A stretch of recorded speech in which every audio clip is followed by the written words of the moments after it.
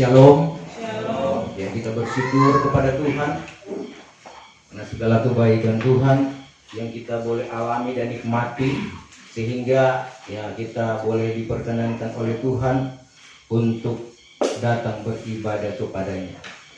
Saudara, saat ini kita akan dengar firman Tuhan. Firman Tuhan, mari kita akan baca di dalam kitab Wahyu pasal yang kedua. Wahyu pasal 2 ayat 1 sampai ayat yang ke-7. Saya akan bacakan dalam terjemahan lama. Surat kepada sidang jemaat Efesus, nasihat bertekun di dalam kasih. Suratkanlah kepada malaikat sidang jemaat yang di Efesus seperti yang demikian, bahwa inilah sabda daripada Dia yang memegang ketujuh bintang di tangannya itu, yang berjalan ke sana kemari di antara ketujuh kaki dian emas itu. Aku tahu segala perbuatanmu dan kelelahan dan sabarmu, dan aku tahu bahwa engkau tiada boleh tahan segala orang jahat. Tetapi engkau sudah mencoba orang-orang yang mengatakan dirinya rasul, tetapi bukan, dan sudah engkau dapati mereka itu pendusta. Ayat 3, dan engkau tahan sabar dan sudah menanggung karena namaku dengan tiada jemu. Ayat 4, tetapi aku ada suatu hal ke atasmu, yaitu engkau sudah meninggalkan kasihmu yang mula-mula itu. Sebab itu ingatlah dari mana engkau jatuh, dan bertobatlah, dan lakukanlah perbuatan yang mula-mula itu. Jikalau tiada, aku akan datang kepadamu, lalu mengalihkan kaki dianmu itu daripada tempatnya, kecuali engkau bertobat. Tetapi ada padamu perkara ini, yaitu engkau benci akan segala perbuatan orang Nikolai, yang aku pun benci juga. Barang siapa yang bertelinga hendaklah ia mendengar, kata Roh itu kepada segala sidang jemaat. Maka kepada orang yang menang, kepadanya lah aku akan memberi makan buah pohon hayat di dalam Firdaus Allah. Terima kasih, silakan duduk. Saudara, ini adalah merupakan petunjuk Tuhan lewat Rasul Yahya, Rasul Yohanes, tatkala dia diasingkan di Pulau Patmos pada tahun 94 sesudah Masehi. Pada tahun 94 dia diasingkan di Pulau Patmos karena dia memberitakan Injil. Dia berkhotbah dengan terus terang menghadapi pengajaran-pengajaran palsu dan sesat. Namun dia tidak menyangkal Tuhan, saudara.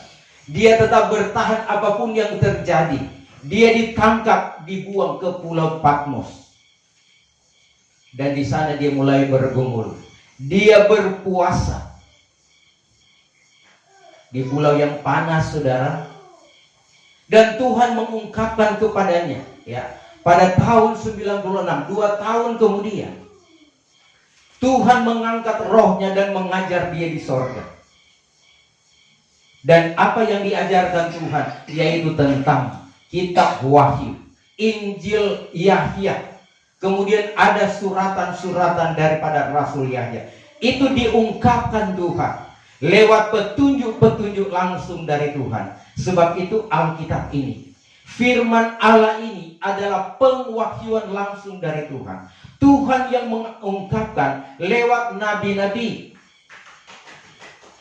rasul-rasul, orang-orang kepercayaan Tuhan, untuk menyampaikan bahwa ini adalah kabar baik, ini adalah kabar selamat.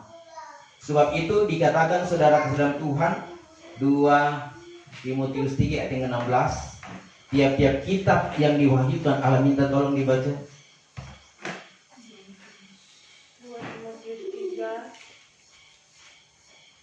Ayat yang ke-16. Adapun tiap-tiap kitab yang diwahyukan Allah berfaedah bagi pelajaran, bagi hal menyatakan yang salah, bagi hal membaiki yang rusak, dan bagi hal mengajarkan jalan yang benar. Iya, saudara, kita lihat bahwa fungsi daripada firman Allah yang diajarkan langsung oleh Tuhan, yaitu Alkitab, dikatakan saudara sekalian itu adalah berfaedah bagi pelajaran. Jadi kita belajar tentang firman Tuhan bagi hal menyatakan yang salah. Jadi kalau salah, kita akan ditegur sehingga kita tidak melakukan kesalahan. Bagi hal memperbaiki yang rusak. Jadi segala sesuatu yang rusak diperbaiki oleh firman Tuhan dan oleh Tuhan sendiri. Kita pun saudara sekalian sedang Jumatan hamba Tuhan, belum betul, masih banyak salah. Sebab itu perlu diperbaiki dengan kebenaran firman Tuhan.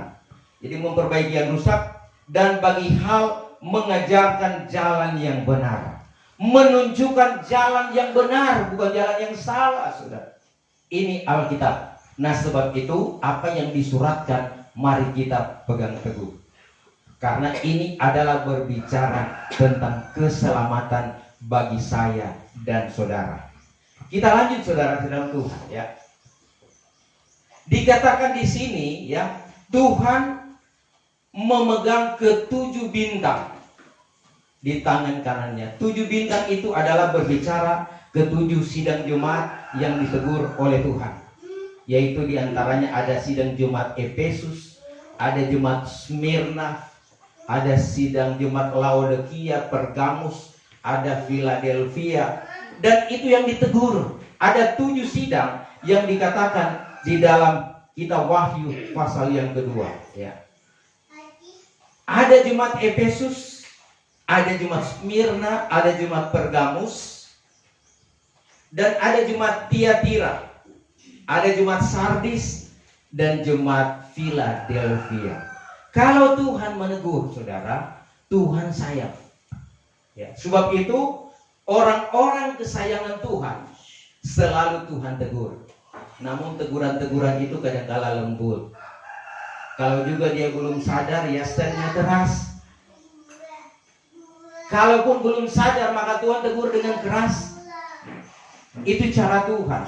Kenapa Tuhan menegur? Karena Tuhan sayang. Sebab itu Tuhan katakan, kalau kamu sudah kehilangan kasih mula-mula, cepat kembali cari dan bertobat.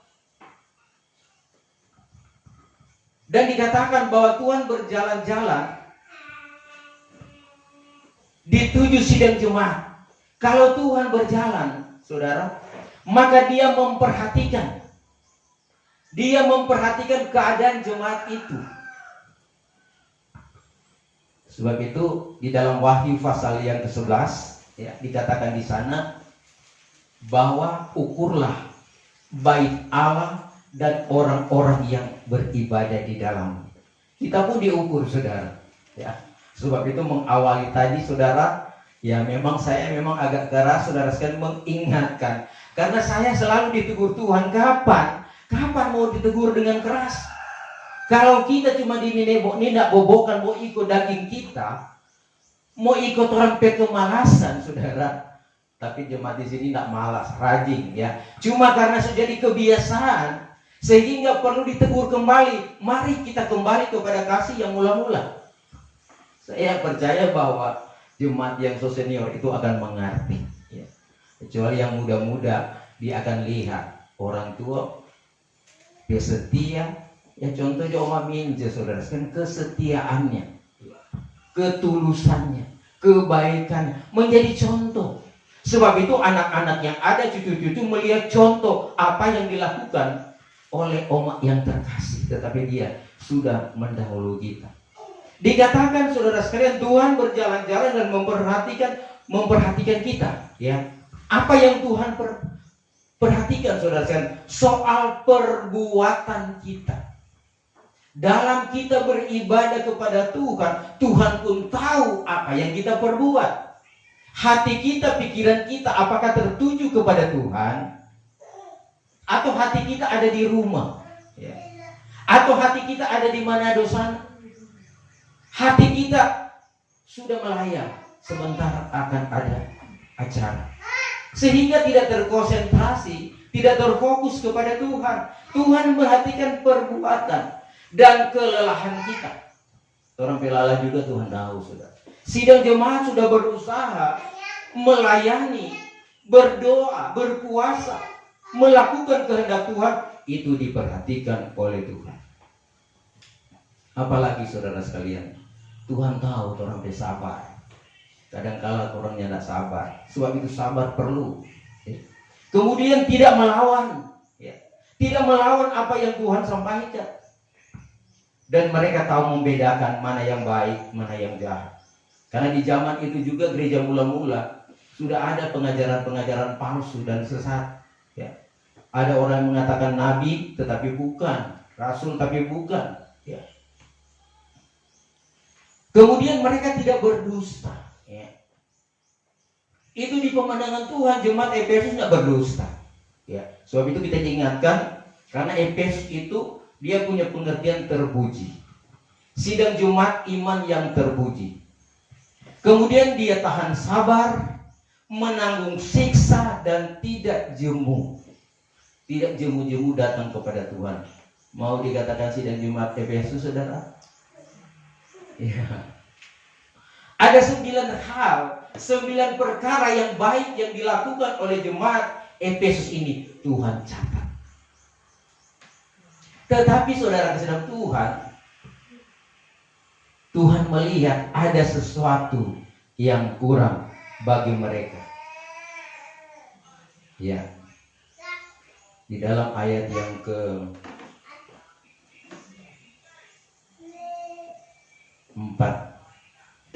Wahyu pasal yang kedua, ayat yang ke-4.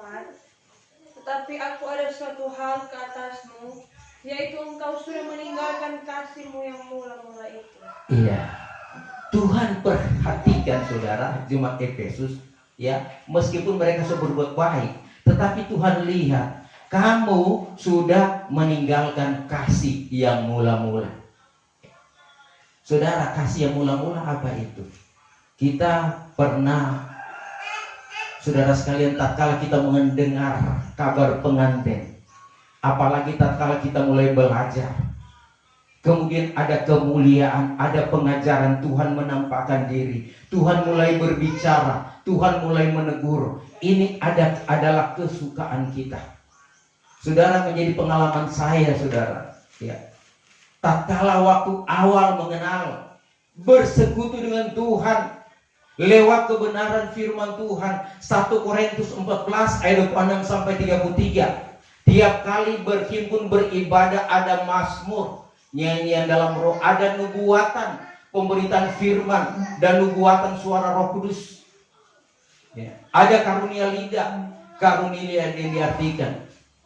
Ini semua muncul dalam perhimpunan, sehingga Tuhan berbicara, menyampaikan apa maunya Tuhan. Kita mulai ditegur. Kalau Tuhan tegur, saudara, itu ada sukacita. Ada, saudara sekalian, satu semangat. Karena teguran Tuhan juga memberikan penghiburan, memberikan kekuatan. Sehingga baru selesai ibadah, semua suka ulang lagi, akan ingin mulai lagi. Sudah ada besok, mau lagi besok. Apa sebab? Ini berbicara tentang kasih yang mula-mula, meninggalkan segala perkara dan maunya datang bersekutu dengan Tuhan. Ini kasih yang mula-mula. Dan dikatakan kepada jemaat Efesus, ini sudah hilang. Kemudian ayat yang ke-5, sebab itu ingatlah dari mana engkau jatuh, dan bertobatlah dan lakukanlah perbuatan yang mula-mula itu. Jikalau tidak, aku akan datang kepadamu, lalu mengalihkan kaki dianmu itu daripada tempatnya, kecuali engkau bertobat. Tuhan mengingatkan saudara, bagi saya dan saudara, karena kalau memang jadi dari awal kita disiplin, orang jadi akan kebiasaan jadi itu, saudara sekalian, saya memang menyadari, sebab itu Tuhan memegang malaikat sidang gembala-gembala itu dalam tangan Tuhan. Kalau tidak menyampaikan segala yang baik yang Tuhan perintahkan, Tuhan akan tegur saya. Jadi kalau Jumat malas tidak ditegur, Tuhan tegur saya. Sebab itu kalau saya berbicara, dengar. Memang kadang-kala untuk berbicara secara pribadi kurang, tetapi lewat firman Tuhan, Firman Tuhan, saudara sekalian, saya menguraikan secara detail. Karena saudara, sebagai hamba Tuhan, pemelihara sidang jemaat, pemelihara kebun anggurnya Tuhan, ya, dipelihara baik-baik supaya kebun itu akan berbunga-bunga, berbuah-buah untuk hormat kemuliaan nama Tuhan Yesus Kristus. Ya. Ini menjadi kesukaan Tuhan. Sehingga jemaat diberkati. Kalau jemaat diberkati, itu tandanya bahwa mereka setia. Tetapi tatkala mereka tidak diberkati, ya itu yang jadi pertanyaan. Apakah yang kurang? Apa yang belum dilakukan? Memang saudara sekalian, dalam rahasia kitab Wahyu pasal yang kedua, apa yang dilakukan oleh jemaat Efesus itu hanya melakukan kehendak manusia, hanya menyenangkan manusia. Karena mereka, saudara sekalian, yang Tuhan tuntut mengeluarkan buah-buah Roh Kudus. Buah-buah pertobatan, buah-buah pelayanan, dan buah-buah Roh Kudus, artinya menyenangkan hati Tuhan. Jadi kalau saudara sekalian yang kita lihat sekarang, ya, apapun yang kita sudah lakukan baik kepada Tuhan, tapi Tuhan melihat buah yang kita berikan kepada Tuhan. Apakah kita berbuah? Nah, sebab itu, kalau tidak berbuah, maka itu akan dikerat, akan ditebang, bahkan akan dikutuk. Tetapi dikatakan dalam Yahya pasal yang ke-15, ya, kalau berbuah, makin hari dibersihkan, semakin dibersihkan, dan dia semakin berbuah. Jadi saudara, Tuhan memintakan saya dan saudara supaya berbuah. Buah-buah pertobatan harus bertobat setiap hari, ya. Buah-buah pelayanan harus, saudara sekalian. Apalagi buah-buah Roh Kudus harus kita keluarkan, harus kita lakukan. Sebab itu melihat keadaan situasi yang ada, apa yang kurang, sehingga kita mengalami banyak kekurangan, banyak kesukaran, banyak masalah. Kita perlu kontrol diri, saudara. Ya, saya juga sebagai hamba Tuhan, saudara sekalian, sadar diri. Saya bertanya-tanyakan kepada Tuhan, Tuhan, kenapa keadaan sekarang jemaat ya banyak virus-virus yang masuk? Kadang mereka sudah setia, kadang mereka sudah memberi yang terbaik, akhirnya mereka mulai juga berubah pikiran, ya, mulai membatalkan hubungan dengan Tuhan atau membatasi hubungan dengan Tuhan, tidak percaya lagi sungguh-sungguh kepada Tuhan, sehingga untuk memberi kadangkala saudara sekalian baku hitung dengan Tuhan, ya. Saudara, kalau kita baku perhitungan dengan Tuhan, Tuhan juga akan perhitungan dengan kita. Sebab itu selama ini tatkala kita sudah mengalami keterpurukan, mari kita introspeksi diri, apa yang kurang. Tuhan itu adil, bertanyalah kepada Tuhan, Tuhan apa salah saya? Nah, Tuhan pasti akan menjawab. Sehingga Tuhan menegur. Dan teguran Tuhan adalah baik bagi kita. Karena kalau Tuhan tegur, Tuhan masih sayang. Kalau Tuhan sudah tidak tegur, aduh saudara, tatkala kita berbuat salah, berbuat dosa, kita mulai lalai kemudian tidak ditegur oleh Tuhan, berarti Tuhan sudah mengawali kita sampai pada penghukuman, sampai pada kebinasaan. Sebab itu hati-hati kalau kita sudah berbuat dosa, kemudian kita anggap biasa-biasa saja, karena biasa, tidak sakit, berkat mengalir terus, kekayaan, anak-anak sehat-sehat semua. Nah, padahal dia sudah tidak setia, sudah tidak melakukan firman Tuhan kebenaran. Hati-hati saudara sekalian. Kita harus sadar diri dari sekarang, yang sudah mengerti apa pengajaran-pengajaran yang benar, kemudian sudah tidak ditegur oleh Tuhan tatkala berbuat jahat, hati-hati.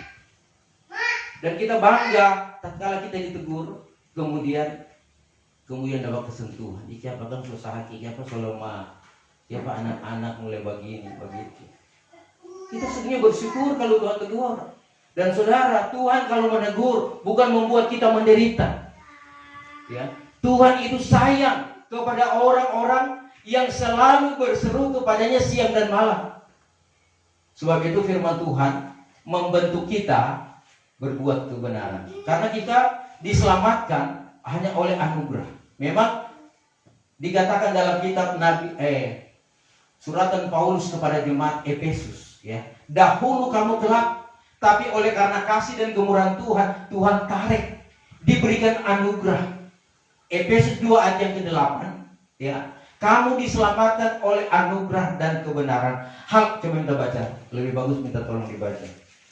Ayat 8. Sebab karena kasih karunia kamu diselamatkan oleh iman. Itu bukan hasil usahamu, tetapi pemberian Allah. Iya. Dalam terjemahan baru, karena dengan anugerah itu kamu diselamatkan oleh sebab iman, maka hal itu bukannya pekerjaan kamu, melainkan karunia Allah. Jadi kita diselamatkan karena karunia Allah, bukan karena perbuatan kita. Kita diselamatkan. Memang perbuatan yang baik benar itu baik, saudara sekalian. Tetapi bukan itu yang menyelamatkan kita, yaitu anugerah Allah. Anugerah Allah, saudara sekalian, dia sudah berkorban bagi kita. Dia mati di kemuncak Golgota untuk menebus dosa dan salah kita. Nah, sebab itu saudara sekalian, kita harus kembali kepada Tuhan. Tinggalkan perbuatan-perbuatan lama, kelalaian-kelalaian kita, saudara. Mari kita ubah dari sekarang. Tuhan katakan, barang di mana kamu sudah jatuh, kembali bangkit dari situ. Kemudian buat pertobatan, sadar diri. Ya, dalam pertobatan saudara sekalian, ya. Mari kita saudara sekalian melakukan segala kebaikan Tuhan. Ya. Jangan kita melakukan pekerjaan Tuhan dengan terpaksa atau ibadah seada-adanya. Sebab saudara sekalian, semua itu diperhatikan oleh Tuhan.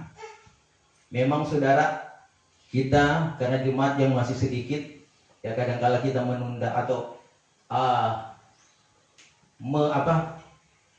mengatur waktu. Meskipun kita sudah jadwalkan, kita bisa mundur atau maju sesuai dengan kesibukan kita. Tetapi ada kalanya saudara sekalian, ya kita juga yang akan tahu sendiri, ya. Kenapa kita tidak beribadah? Kenapa kita tidak berkumpul? Ya. Sebab itu diingatkan oleh Tuhan, kalau ibadah, mari kita beribadah. Kecuali ada acara penting, kita bisa undur waktu. Tetapi saudara sekalian, itu ibadah memang perlu. Jangan kita pandang enteng dengan beston, saudara. Karena beston itu juga justru Tuhan mengukur kita. Jangan kita anggap enteng dengan ibadah malam, ya, karena ibadah malam yang kita tidak mungkin bisa hadir karena mungkin cuaca hujan dan lain-lain sebagainya. Ini saudara sekalian diingatkan oleh Tuhan, karena hidup kita ini milik Tuhan.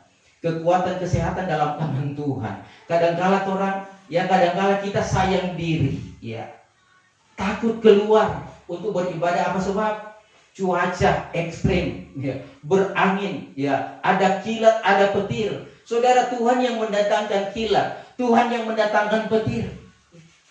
Semua Tuhan datangkan. Kalaupun Tuhan datangkan, maka Tuhan akan melindungi orang-orang yang melakukan kehendaknya. Itu khotbah malam Jumat yang lalu.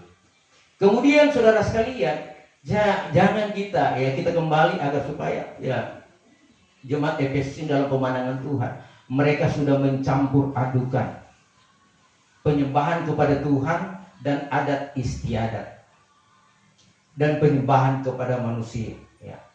Nah, oleh sebab itu dikatakan juga, ya, bahwa mereka benci itu pengajaran Nikolai. Ya, apa itu pengajaran Nikolai, saudara? Pengajaran Nikolai itu juga Tuhan tidak suka. Yaitu yang pertama, pengajaran Nikolai itu iman tanpa perbuatan. Jadi mereka yang penting percaya kepada Tuhan dan tidak disertai dengan perbuatan. Dikatakan saudara kasih dalam Tuhan dalam Yakub pasal yang kedua ayat yang ke-17, minta tolong dibaca.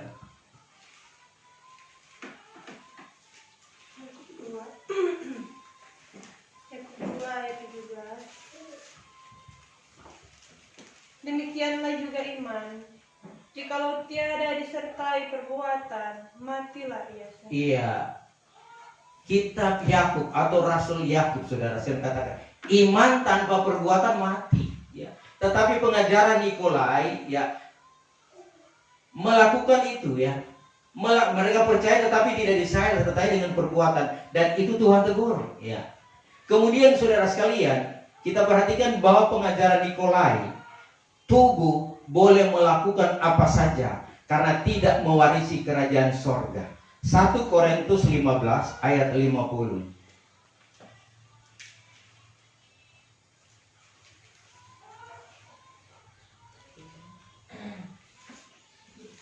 1 Korintus 15 ayat yang ke-50. Tetapi inilah kukatakan, hai saudara-saudaraku, bahwa daging dan darah tiada dapat mewarisi kerajaan Allah, dan keadaan yang akan binasa tiada mewarisi keadaan yang tiada akan binasa. Ya, ini pengajaran Nikolai saudara sekalian ya. Jadi tubuh itu bisa berbuat apa saja karena dia tidak akan mewarisi kerajaan sorga. Itu salah saudara sekalian ya. Orang yang percaya kepada Tuhan, dia pasti akan melakukan yang baik, yang benar, dan yang berkenan. Kemudian saudara sekalian, mencampur adukan penyembahan berhala dan penyembahan kepada Tuhan. 2 Korintus pasal yang ke-6 ayat yang ke-14 sampai 17.